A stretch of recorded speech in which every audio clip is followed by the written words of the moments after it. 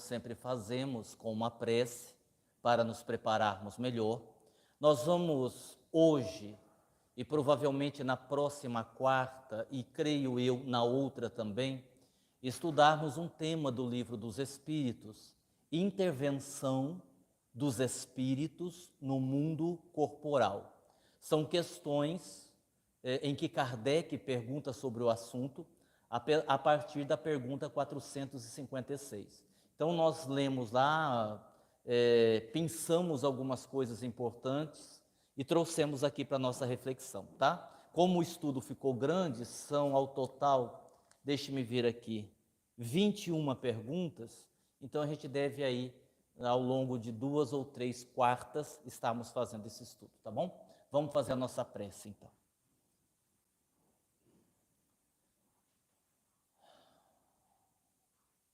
Senhor e Mestre Jesus, que a sua paz, que o seu infinito amor possa encontrar ressonância em nossos corações. E que nesse momento em que fazemos o silêncio exterior, possamos também silenciar o nosso mundo íntimo. Que possamos aproveitar esses momentos para mergulharmos dentro de nós mesmos, fazendo as nossas reflexões pessoais, aquelas pertinentes apenas a nós mesmos. Porque, afinal de contas, o grande juiz que nos absolve ou nos condena é a nossa própria consciência. E que nesse momento de aprendizado, de estudo, possamos também criar dentro de nós um espaço para a introspecção e para a reflexão, analisando com bastante honestidade quem somos, por que somos como somos, o que temos feito para modificar os nossos hábitos, quanto temos nos empenhado na mudança da direção das nossas vidas, buscando mais paz, mais luz, através de um comportamento mais sintonizado com o Evangelho de Jesus. Que nas nossas preces estas reflexões também possam acontecer, para que a gente possa amadurecer. E uma vez amadurecendo, possamos conduzir pensamentos, sentimentos e ações da melhor maneira possível. Por fim, que o Cristo nos abençoe, agora e sempre, que assim seja. Muito bem. Nós aprendemos com os Espíritos que nós estamos cercados pelos Espíritos. Eu ainda comentava hoje com uma pessoa, falando do mundo espiritual. E na ocasião eu refletia que é algo que muitos de nós pensamos e que está errado.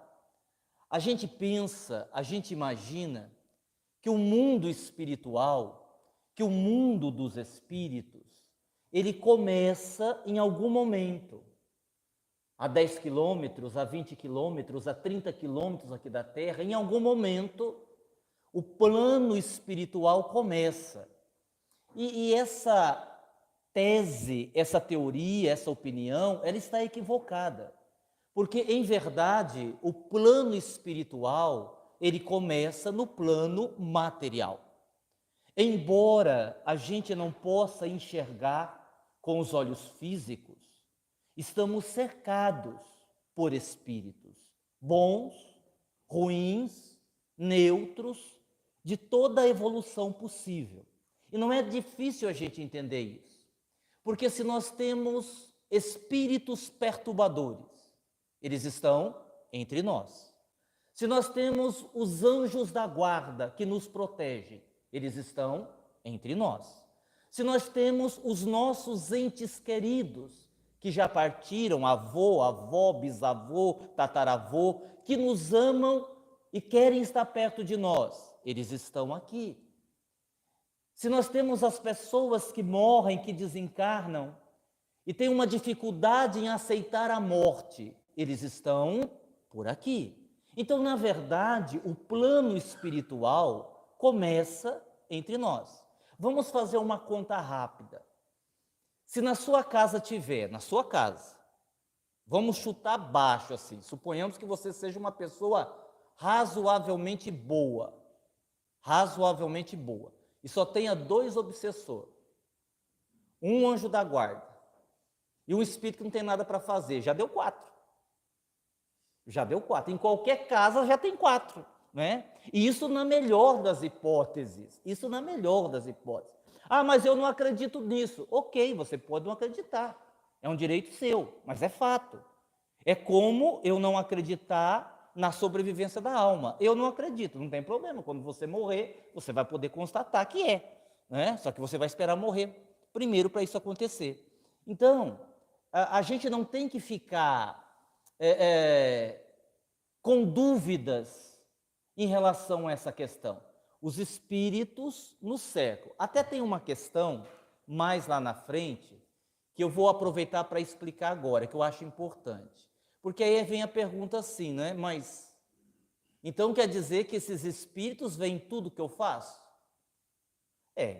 De certa forma, sim.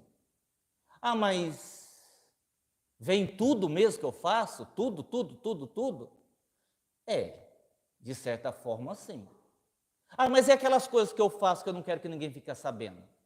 Principalmente essas, né? Principalmente essas.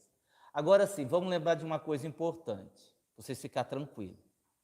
Os espíritos, eles vão se interessar por aquilo que interessa a eles.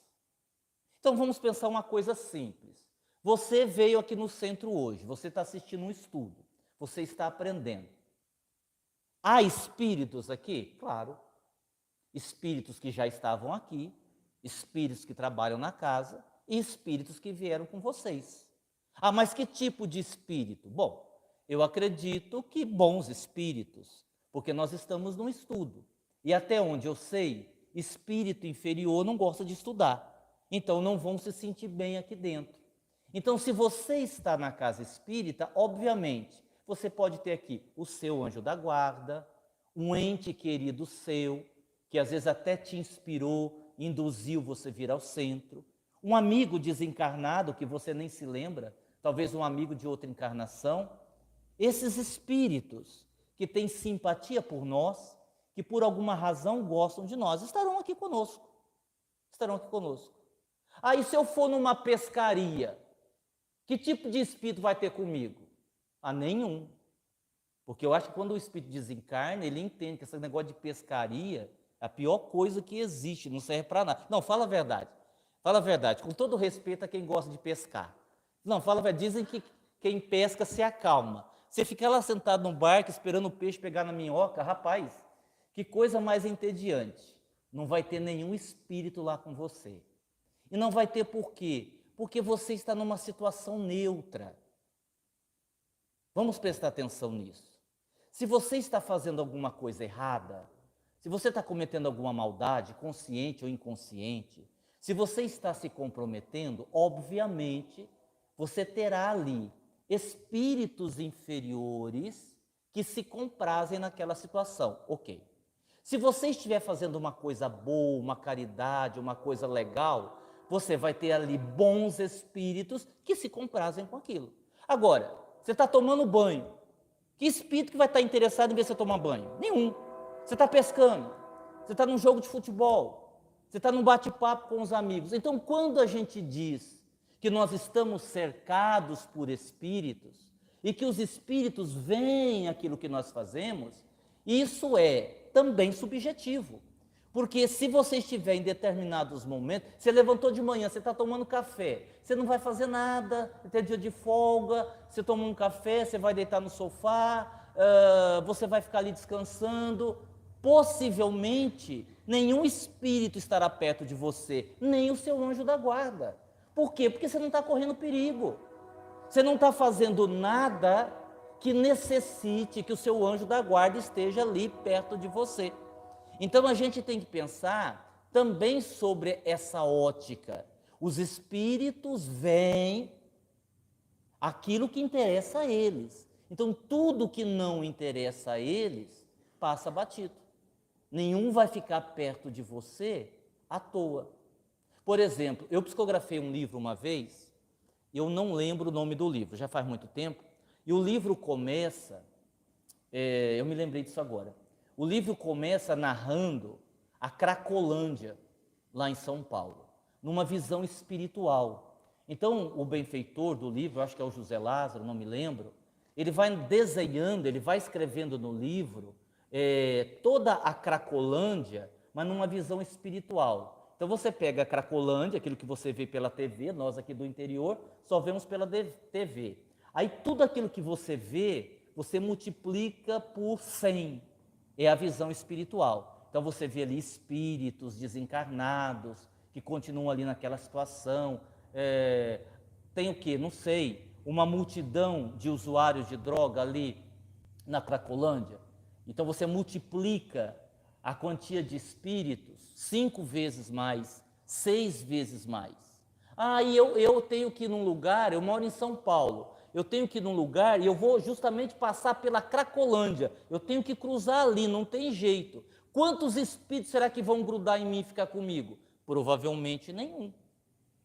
Por que não? Porque os espíritos que estão ali estão interessados em quê? Em droga. Eles estão ali se alimentando daquelas pessoas que infelizmente são dependentes químicos. Se você não vai ali com essa intenção, você não é usuário, você está cruzando aquele caminho, muito provavelmente, sob o ponto de vista espiritual, você vai passar por ali tranquilo. Por quê? Os espíritos não vão me ver? Não. E não vão me ver por quê? Porque não estão prestando atenção em você. Você não interessa a eles, eles estão ali por outros motivos. Então, assim, dizer que os espíritos veem tudo o que nós fazemos, vem, mas dentro desses parâmetros que eu estou aqui explicando, de acordo com o interesse deles. Agora, se você estiver num trabalho espiritual, está sempre espírito perto de você. Sempre, os benfeitores estão sempre. Você está fazendo uma palestra, você está fazendo a sopa, você está fazendo o almoço, você está trabalhando o Dr. Klaus, não é? Você tem aqui, nós estamos ficando enquanto ali, 9, 10 trabalhadores dentro da sala do Klaus. Quantos espíritos tem? 30, 35, às vezes 40, né? Ali dentro, só ali dentro, trabalhando. Aí você conta aí mais uns 30 aqui fora. Então, onde você estiver, num ambiente que está sendo semeado bem, você estará cercado de benfeitores espirituais, porque é isso que eles buscam, é isso que eles querem. Tem um amigo meu, que eu não vou dizer o nome, porque eu não sei se pode, então o nome não interessa. Ele diz que uma vez ele estava numa distribuição de cesta básica para famílias carentes, distribuição de alimentos, como nós fazemos aqui no domingo. E havia um homem, um morador de rua, que estava numa situação muito deplorável, há vários dias sem tomar banho, os dentes estragados. Então, além da aparência dele ser assim, muito ruim de se observar, obviamente o cheiro, o odor que vinha do homem era extremamente desagradável. E embora as pessoas estivessem ali para fazer a caridade, houve por parte da maioria uma certa repulsa, né?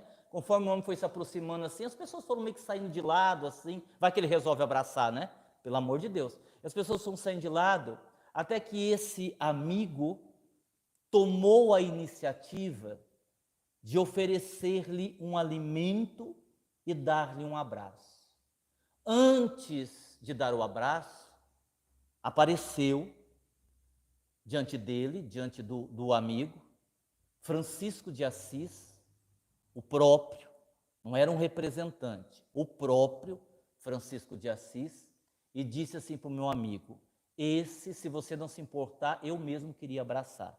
E incorporou nele, sem que as pessoas percebessem, e através do médium, através da pessoa, o próprio Francisco de Assis abraçou demoradamente aquela pessoa que gerava repulsa nas demais pessoas que estavam ali.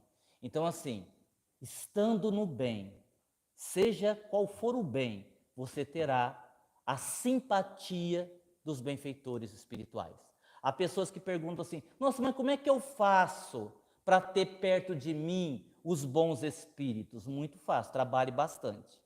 Porque benfeitor espiritual não gosta de preguiça. Então, quanto mais você trabalhar, mais benfeitor você vai ter perto de você. A matemática é mais ou menos essa, tá certo? Muito bem, vamos lá. Os bons espíritos, é uma boa pergunta essa. Os bons espíritos nos ajudam igualmente ou há diferenças na forma de ajudar? Vocês entenderam a pergunta? Ah, sim. Não? Pode? Tá. Vocês entenderam a pergunta? A pergunta é a seguinte: tá, ficou claro, todo mundo entendeu, nós somos ajudados pelos espíritos. Ok. Mas tem alguém que é mais ajudado? Tem alguém que é menos ajudado? Tem pessoas que os bons espíritos ajudam só um pouquinho, outros eles ajudam bastante. Então tá, vamos lá, vamos entender essa questão. Nós sabemos, isso é aprendizado de há muito tempo, que todos somos criados simples e ignorantes e vamos evoluindo até chegarmos à perfeição. Ponto. Isso é fato. Só que aí, o que nós vamos encontrar nessa caminhada? Nós vamos encontrar espíritos, pessoas que vão mais rápido e pessoas que vão mais devagar. Então, o que uma pessoa consegue fazer de positivo em 3 encarnações, tem gente que leva 10. Há pessoas que cometem erros tão graves, um suicídio, um assassinato, que vão se comprometer para 4, 5, 6 encarnações, até resolver tudo a partir do ponto que se comprometeu. Há outras pessoas que têm erros menores, que têm deslizes, mas não tão graves. Naturalmente, essa pessoa, em 1, 2 encarnações, vai resgatar o que fez. E dentro desse processo, você tem pessoas que são mais evoluídas, menos evoluídas, em condição mediana. Então, a gente imagina a nossa evolução como se fosse uma escada. Imagina uma escada de milhares de degraus. E cada degrau desse tem lá uma pessoa. É mais ou menos assim. Por quê? Porque nós todos, embora estejamos todos no planeta Terra, estamos em condições evolutivas diferentes. Cada um aqui tem uma condição evolutiva. Uns mais, outros menos. Isso faz com que os bons espíritos nos ajudem de acordo com as nossas limitações. Não são os bons espíritos que têm preferência. Ah, vamos ajudar mais a Célia, que ela tem 98 anos, já é uma anciã, né? Os cabelos todos brancos, vamos cuidar mais dela, né? E vamos cuidar menos do Agnaldo, que é um jovem ainda, 20 e poucos anos. Não, não é assim. Não é assim que a coisa funciona. Você tem as limitações que cada pessoa apresenta para ser ajudado. Então é óbvio que quanto mais eu evoluo, quanto mais eu melhoro, eu vou abrindo as possibilidades de ser mais ajudado dentro daquilo que eu me proponho a fazer. Então vamos lá, vamos pegar um exemplo. Eu estou lá deitado no meu sofá e eu estou pensando assim: ah, eu preciso começar a fazer um trabalho de caridade, viu? Eu preciso ajudar as pessoas. Aí eu viro para o lado assim. Ah, é porque, assim, eu tenho condição de ajudar, eu tenho tempo. Aí eu viro para o outro lado assim. Não, eu ainda vou começar. Eu vou começar. Ó, tem ali um benfeitor. inspirando, vá lá, vá mesmo. Eu estou lá deitado no sofá. Aí você tem uma outra pessoa que diz assim, rapaz, eu precisava fazer a caridade. Ah, quer saber? Eu vou começar agora e vou fazer. Pronto. Essa daí abriu uma perspectiva maior para ser ajudada. Por quê? Porque ela pensou, decidiu e foi fazer. O outro está ali. Ah, eu vou, mas eu acho que eu vou, eu não sei se eu vou, talvez amanhã eu vá. Então, isso vai diferenciando o auxílio, a ajuda para uns ou para outros. Deu para entender mais ou menos? Não são os benfeitores que fazem diferença na hora de ajudar. É a nossa condição de receber. Quer ver um exemplo bobo, mas que serve? Eu vou tomar café. Eu adoro café. A Célia vai tomar café. A Célia adora café. Eu vou tomar café com um copo. A Célia com uma xícara. Quem que vai tomar? E só pode servir uma vez. Quem que vai tomar mais café? Eu. Foi porque a pessoa não quis dar? Não. Porque para a Célia, como era uma xícara, só cabia aquilo. Para mim, como era um copo grande, coube 3 vezes mais. O meu vasilhame era maior que o vasilhame da Célia. Eu recebi mais. Em termos de ajuda, é mais ou menos assim que acontece. À medida que eu vou evoluindo, eu vou fazendo por merecer mais ajuda. Porque eu vou trabalhando. E trabalhando nos dois sentidos. Trabalhando tanto no sentido de fazer o bem, como trabalhando no sentido de melhorar a minha condição, a minha evolução, os meus pensamentos, os meus sentimentos, as minhas atitudes. Certo? Muito bem, vamos para a próxima. Pelo que compreendemos, o que está programado para acontecer na nossa vida, na encarnação, pode ser alterado. Pode ser alterado, e pode ser alterado para melhor. A gente sempre leva para o lado negativo, né? Ah, estava programada a encarnação X, a pessoa fez tudo errado, se comprometeu, se complicou e alterou toda a encarnação dela. Mas isso pode ser alterado também para melhor. Existe uma coisa chamada circunstâncias evolutivas. O que é isso? São as chances que surgem na sua vida para que, a depender da sua postura, você tenha um salto quântico na sua evolução. Reencarnei, exemplo, tive 3 filhos, não tenho um plano de ter mais nenhum, já estou com uma idade X, minha mulher está com uma idade X, agora a gente vai curtir a velhice. É isso que está programado. Mas não sei, de repente eu viajei lá para a África, vi lá uma criança abandonada, estava quase morta, não tinha o que comer, eu trouxe ela comigo. Por quê? Adotei. Vou cuidar dessa criança. Não sei, me despertou um amor, um carinho. Aí alguém vai dizer assim, nossa, o que será que esse espírito era dele na outra encarnação? Nada. Ele teve uma oportunidade e aproveitou. Ele viu a chance e fez. Como pode acontecer com qualquer um de nós. De surgirem nas nossas vidas circunstâncias que não estavam dentro da programação, mas se você abraçar, pronto, você vai fazer uma coisa boa que não estava na sua programação. Você vai fazer além daquilo que estava programado.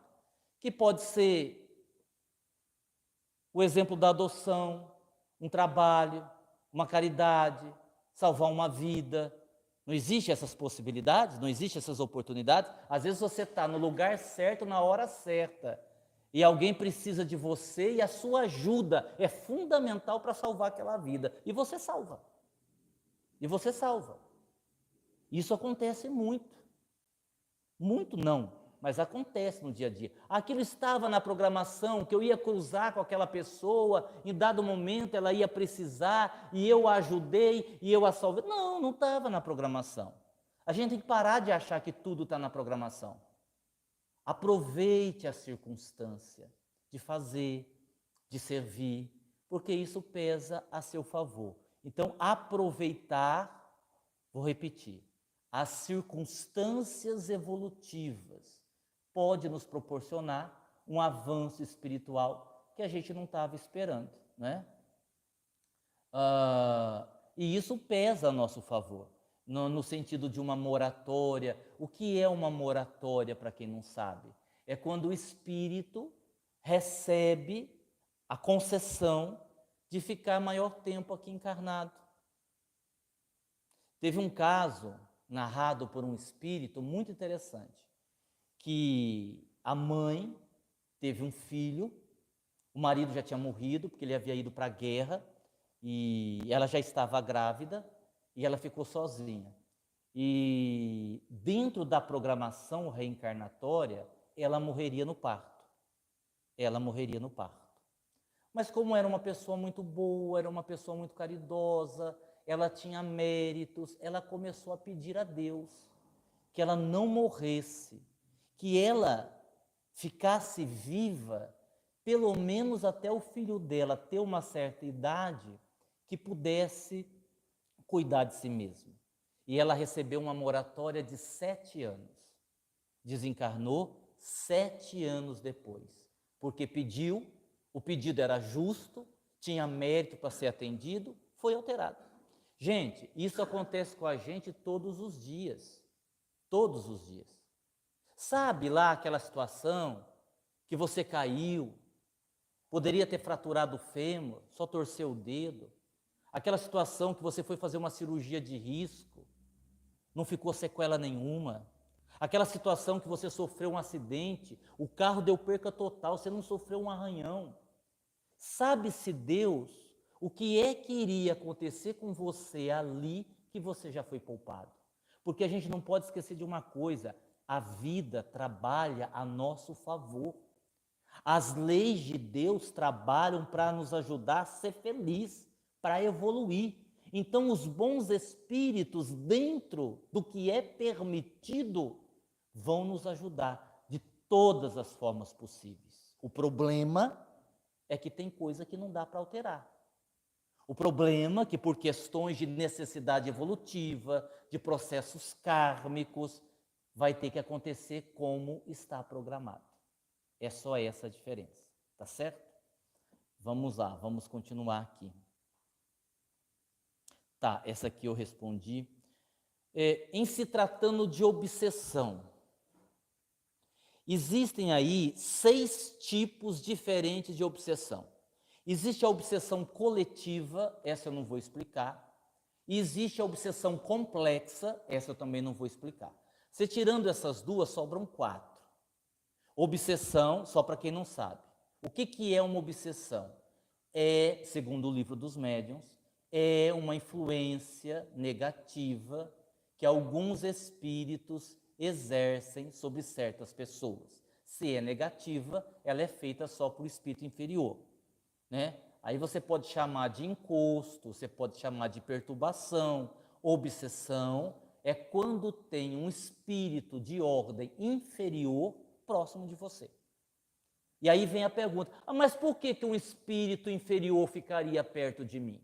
Então vamos lá, aí vem as 4 possibilidades. Primeira, os espíritos oportunistas, que não tem nada para fazer.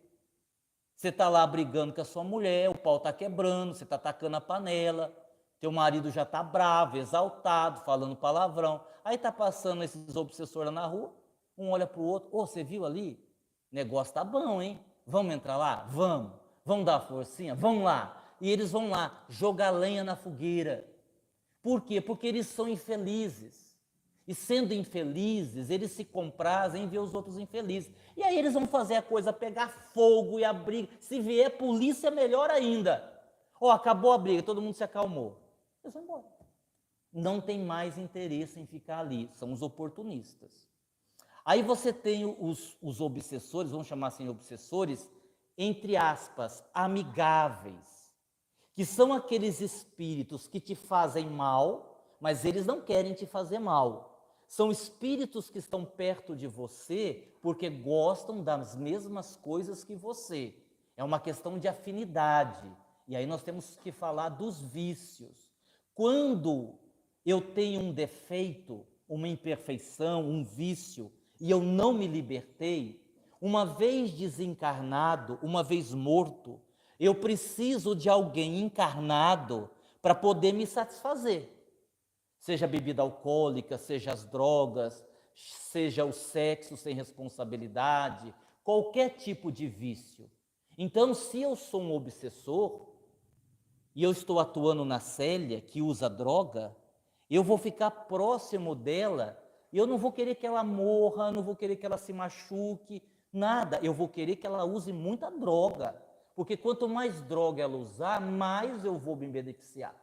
É por isso que a gente leva isso na brincadeira, mas tem um fundo de verdade. Às vezes a pessoa diz assim, não, eu sou forte para bebida.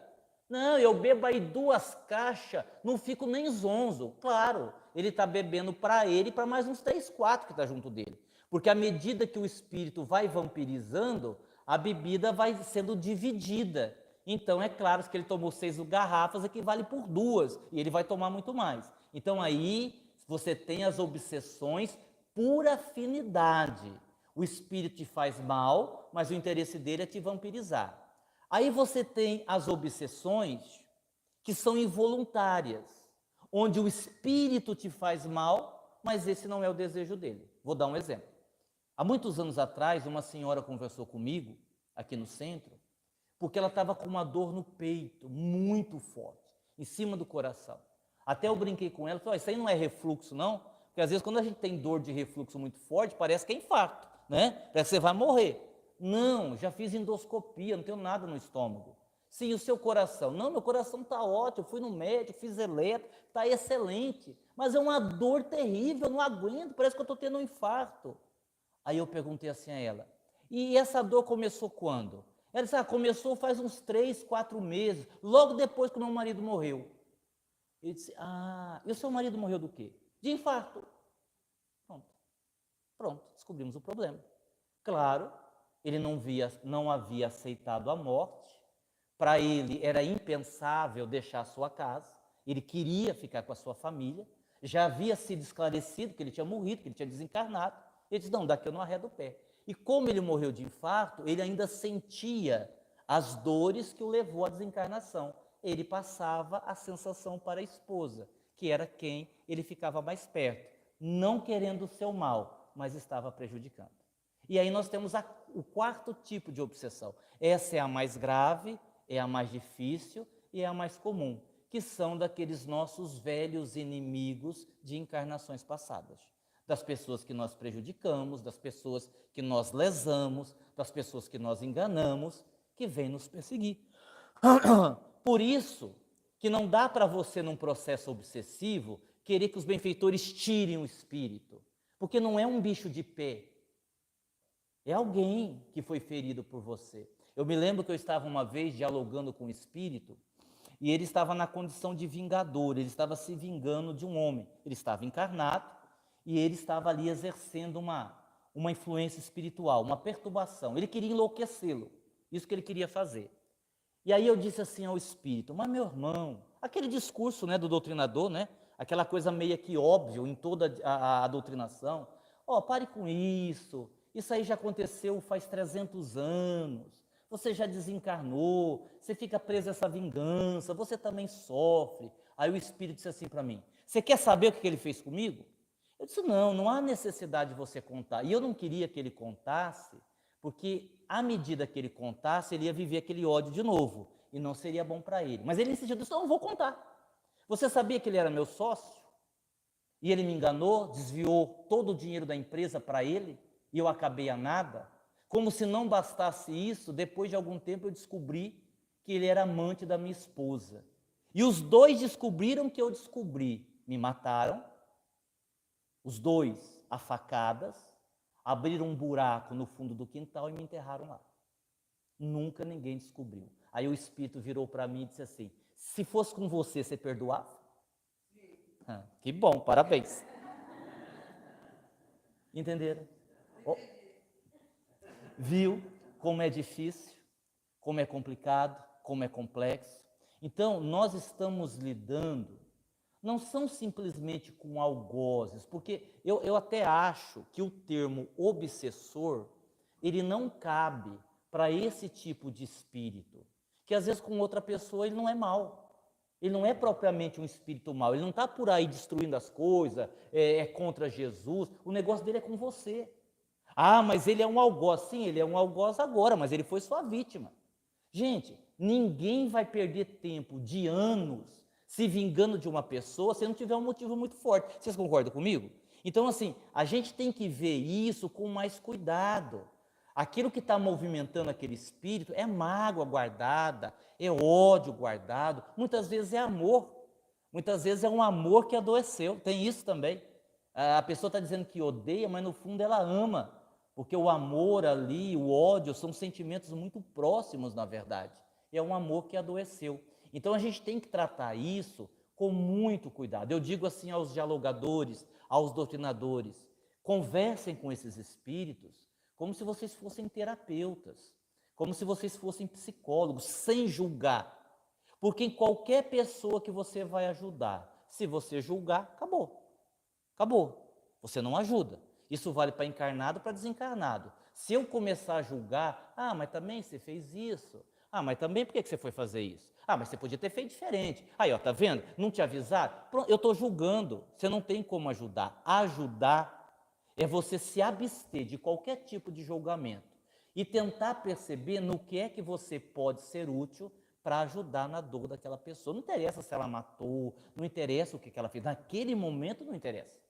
Você não está ali para ser juiz, você está ali para consolar, para ajudar. E olha, eu vou dizer uma coisa para vocês, essa é a situação de todos nós. Não existe absolutamente ninguém que não tenha os seus inimigos. Detalhes, e os nossos piores inimigos nem são os obsessores. Tem isso também. Os nossos piores inimigos nem são os obsessores. Os nossos piores inimigos é tudo aquilo que nós carregamos dentro de nós, que ainda nós não conseguimos vencer. Que tomam a forma das nossas personalidades do passado e atuam contra nós. E não é pouca coisa, não. É muita coisa. É muita coisa. Vamos lá? Estou acabando já. Não estou acabando não, mas a hora que der a hora eu acabo. Como a gente vai continuar, não tem problema. Um espírito obsessor pode levar uma pessoa à morte, à desencarnação? Claro, de várias formas diferentes, sem dúvida alguma. Desde que esta pessoa ofereça condições para isso acontecer. Então vamos lá, vamos entender melhor. Nenhum espírito, por si só, sozinho, tem como matar uma pessoa encarnada. Não tem como. Agora, se eu ofereço condições, aí ele tem como fazer. Aguinaldo, eu não estou entendendo. Tá, então vamos lá. Eu tenho depressão. Eu não gosto muito de viver. Aliás, assim, eu vivo mesmo, não sei porquê. A minha vontade mesmo é morrer. Assim, eu queria morrer. Pronto. Se eu tenho um obsessor, o que é que vocês acham que ele vai fazer? Aos poucos, sutilmente, ele vai ficar soprando no meu ouvido. Por que você não se mata? Por que você não comete suicídio? Você vai parar de sofrer, bobo. Para que você vai ficar nessa vida? Ninguém gosta de você. Chega de sofrer. Eu acho que Deus vai até te esperar de braços abertos, porque você sofre muito. Pronto, eu dei a oportunidade. Vai me levar à morte. Por minha responsabilidade. O espírito quer que eu bata o carro numa árvore e morra. E ele consegue fazer isso, Aguinaldo? Se eu andar a 200 por hora, claro. Porque ao andar a 200 quilômetros por hora, obviamente, eu me exponho a um risco. E aí é só o espírito manipular alguma coisa, uma distração, uma pedra no asfalto, um animal. Porque, por exemplo, eu estou lá a 200... Ó como que é fácil para o espírito. Até nós vamos falar da influência dos espíritos dos animais, como os espíritos influenciam os animais. Tá lá, o obsessor quer me pegar, quer que eu morra. Eu estou lá no meu carro, na rodovia, 250, 260. Aí o obsessor vai na frente, a hora que eu vou passar com o carro, tem lá um coelho, um gato, um cachorro, ele chega perto do animal e fala assim, bum! O cachorro sai correndo na rodovia. Acabou. Acabou.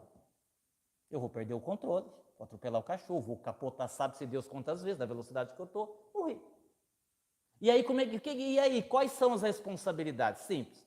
Eu respondo como suicida e o espírito responde como assassino. Não tem como fugir disso.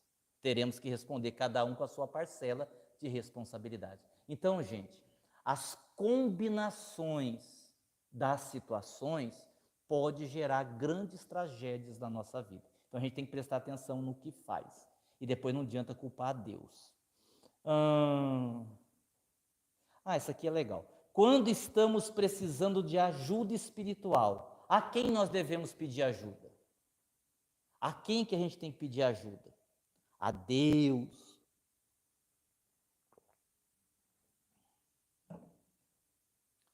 Tem uns espíritos assim que são guias, que são insuportáveis. Detesto. Eu estava uma vez no dentista, eu vou nem falar o nome do espírito para uma questão de preservá-lo, né? Questão de preservação. Eu estava num dentista e assim, tava ruim pra caramba, porque o negócio não estava dando certo.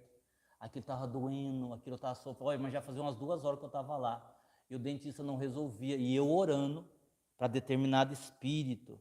Estava com o espírito ali, fiquei os últimos 4 meses com o espírito, estava escrevendo um livro através de mim, né? Cedi meu corpo para o espírito, né? E eu pedindo, e o espírito não vinha, só. E eu pedindo, o espírito não vinha. Eu digo, mas que coisa, será que eu estou orando errado? Não é possível. Assim, porque os espíritos têm jeito diferente de ajudar a gente, né? Até que o espírito apareceu. Quando ele apareceu, deu vontade de falar assim, agora? Não precisa mais. Você espera eu morrer para depois vir? Mas assim, como eu ainda estava precisando, falei, acho melhor não ir por esse caminho, não. Eu disse, nossa, meu irmão, o senhor veio? Vim. Ai, que bom. O senhor pode me ajudar? Não. Olha, gente, se não fosse morto, dá vontade de matar. É que já estava morto, não dá para matar de novo. E eu achei que ele estava brincando. Eu disse, não. Ele disse, não. O senhor não vai me ajudar por quê? Ele olhou para mim e disse, eu não sou dentista. E foi embora. Aí eu tive que ficar lembrando se eu conhecia algum espírito que tinha sido dentista para me ajudar. Então eu vou pedir para o espírito dentista. Aí eu lembrei do doutor Odilon Fernandes. Doutor Odilon Fernandes foi dentista. Lembrei, doutor Odilon, bem o senhor então. Né? Então, assim, isso aconteceu de verdade, isso é fato. Assim, Lindomar conta, isso é Lindomar, isso eu posso contar. Ele estava num dentista uma vez, cada coisa engraçada, né, que acontece. E o dentista estava fazendo uma cirurgia e não estava dando certo, estava muito complicado, não conseguia, já fazia bastante tempo que estava ali, e o dentista falou assim para ele, olha, o problema é o seguinte, se eu não der conta de fazer o processo, amanhã nós vamos ter que começar do zero. Não dá para eu pegar da onde eu parei, a gente vai ter que começar tudo de novo. Então eu não estou conseguindo. E o Lindomar ali, então... E aí o Lindomar disse assim, que teve um momento que ele sentiu que o dentista ia desistir. Que o dentista fez assim, tipo, não vai dar. Aí ele orou com mais fervor, aí ele viu entrar um espírito. O espírito entrou e ele imaginou, né, que o espírito iria envolver o dentista, conduzir a sua mão, disse que não. O espírito foi no ouvido do dentista e falou um negócio lá e saiu. O dentista respirou, foi e terminou. Fez o serviço. Aí quando acabou tudo, ele curioso, o Lindomar perguntou assim para o doutor, o doutor, assim, teve um momento que o senhor pensou em desistir? Isso, teve um momento que eu pensei em desistir. E o senhor não desistiu por quê? Isso, rapaz, não sei, de repente me veio uma voz assim na cabeça, você não é homem não? Aí eu respirei. Então, o Espírito ajudou só fazendo isso. Olha só, né? Então, os Espíritos, eles têm estratégias diferentes para nos ajudar. Às vezes, né, uma coisa como essa resolve o problema. Para nós, quem me chama? Pois não?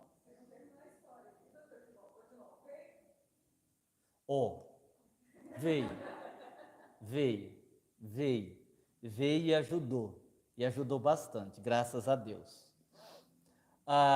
Assim, para nós que somos aqui do caminho de Damasco, o que eu costumo fazer? Cada um pede para quem quiser. A minha afinidade é com a dona Benedita Pimentel, eu peço para ela. Outro vai dizer assim, não, eu gosto do Dr. Klaus, eu vou toda terça-feira no Dr. Klaus, eu peço só para ele. Não, eu li o livro do José Lázaro, eu gosto do José Lázaro, eu peço para ele. Pode pedir, quem você quiser. Agora sim, a gente precisa compreender que nem sempre o espírito que a gente pediu está disponível para vir. É igual quando a pessoa diz assim, Ah, você não pede para o Klaus me atender? Eu digo, não sei, vamos ver, vou perguntar, vamos analisar. A pessoa diz, nossa, mas não dá para atender? Eu pedi para me atender, não quis me atender. Não, mas não é assim. Eu não sei da responsabilidade do espírito, eu não sei onde ele está, eu não sei o que ele está fazendo. Então você pode pedir para um espírito e ele naquele momento não poder te ajudar. O que eu, Aguinaldo, faço? Eu peço para a equipe Caminho de Damasco.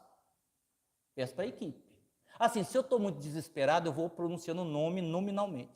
Dona Benedita, Frei Arnaldo, né? Vou falando o nome de todo mundo, assim, né? Porque assim a gente garante. Porque quando você fala o nome, você se vincula, né? Porque vai que você fala assim, a equipe Caminho de Damasco. Aí um espírito diz assim, vai você. Você diz, não, vai você, vai e não vem ninguém. Não, então eu vou falando o nome de todos eles, né? Por garantia.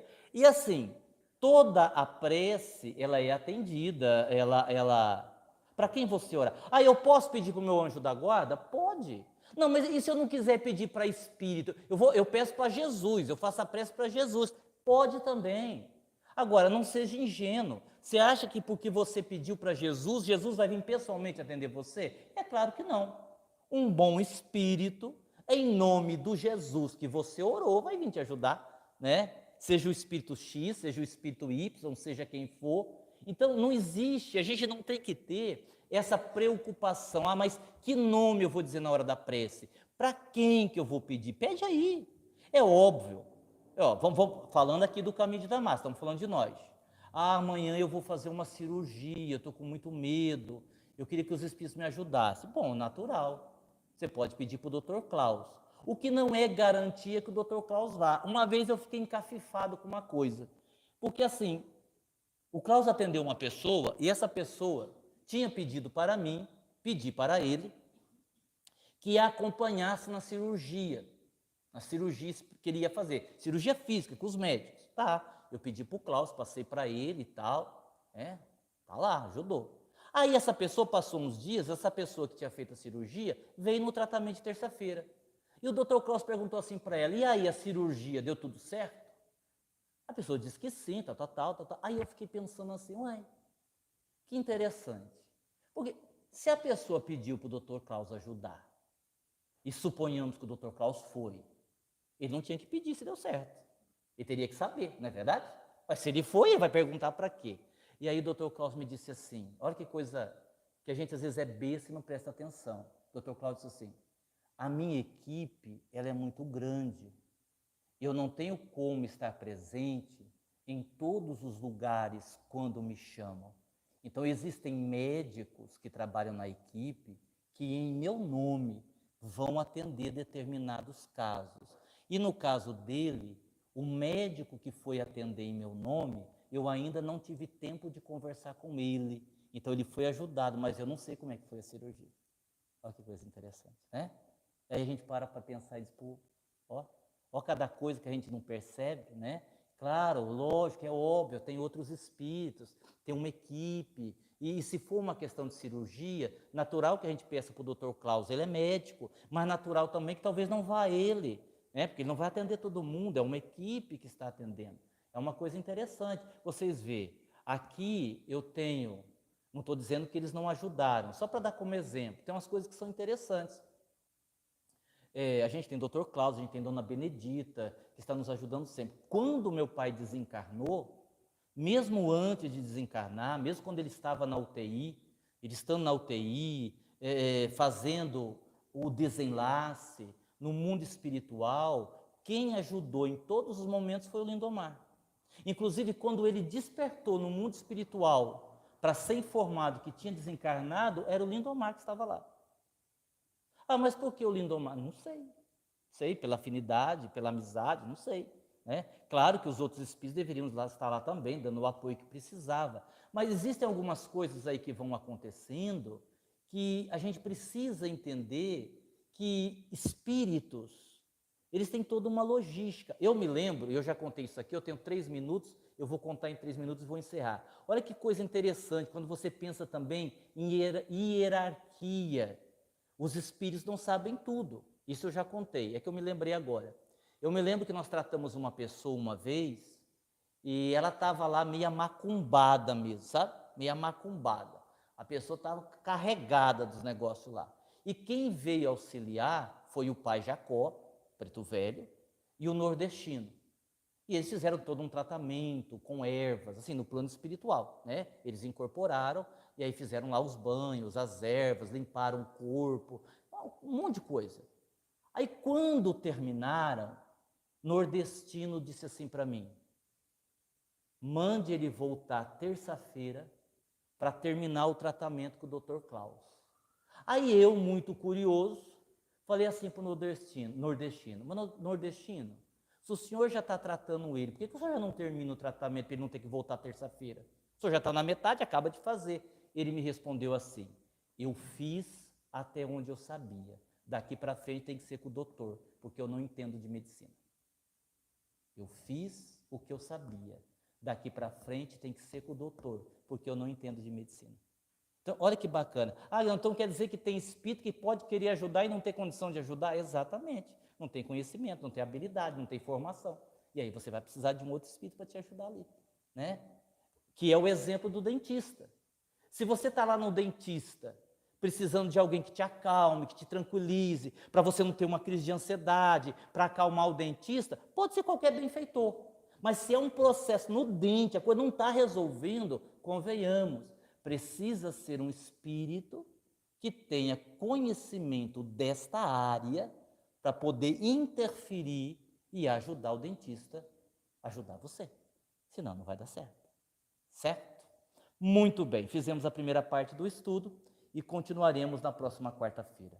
Muita paz, muito obrigado, que Jesus nos abençoe de retorno aos nossos lares. Boa noite.